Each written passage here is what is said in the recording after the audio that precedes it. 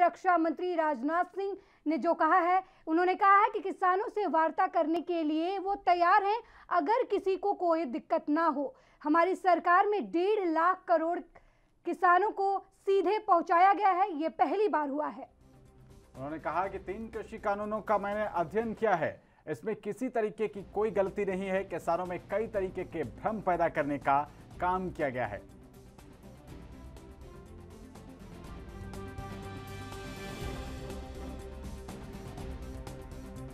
कई बार तो पता चलता था जितना हाथ में आया है उससे तो पूरी लागत भी निकल रही है। कारण ये कि हमारे किसान भाइयों को अपने अनुसार अपनी फसल बेचने की सुविधा नहीं थी। उन्हें छोटी छोटी जोतों पर ही खेती करने के लिए मजबूर होना पड़ता था, या इसी तरह के कई और समस्याएं थी।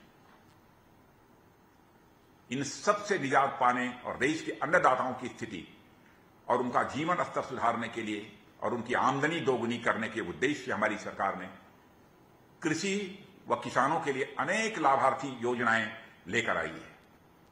साथियों, प्रधानमंत्री श्री नरेंद्र मोदी जी ने किसानों के कल्याण के लिए प्रधानमंत्री किसान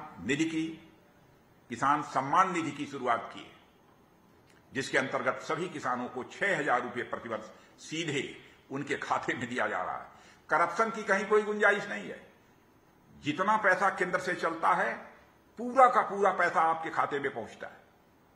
और मैं याद दिलाना चाहता हूं, एक बार इसी देश के प्रधानमंत्री श्री राजीव गांधी जी ने अपनी चिंता व्यक्त की थी, क्या करूं 100 पैसा यदि मैं ऊपर से भेजता हूं, बामुश्किल लोगों तक 16 पैसा पहुंच पाता है।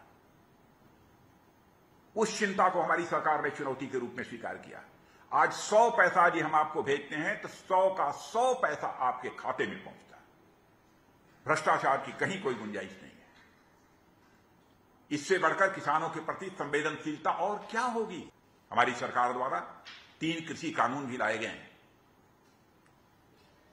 मगर इन कानूनों को पूरी तरह से मैं समझता हूं समझने की जरूरत है। लेकिन एक विरोध का माहौल भी पैदा किया जा रहा है। मैं समझता हूं किसान भाइयों को इसे समझना चाहिए।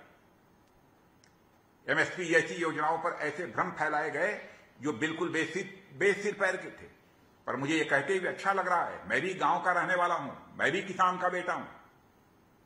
हमारे घर भी खेती होती है।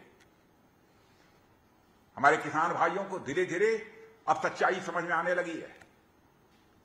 वे अपने लाभ हानि का कैलकुलेशन करने लगे हैं और इन कानूनों से होने वाले लाभों को भी समझने लगे हैं।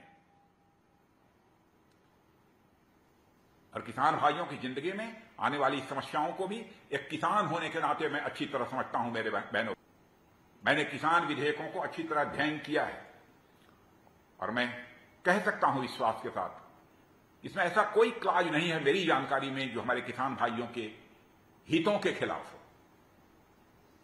और तो मैं कहता हूं कि यदि किसी को लगता है कि इन कानूनों में कोई ऐसा क्लाज है, कोई ऐसी धारा है जो किसानों के हितों पर चोट पहुंचाने वाली है, तो मैं पूरे विश्वास के साथ कहना चाहता हूं, किसान भाइयों के साथ बैठकर हम बातचीत कर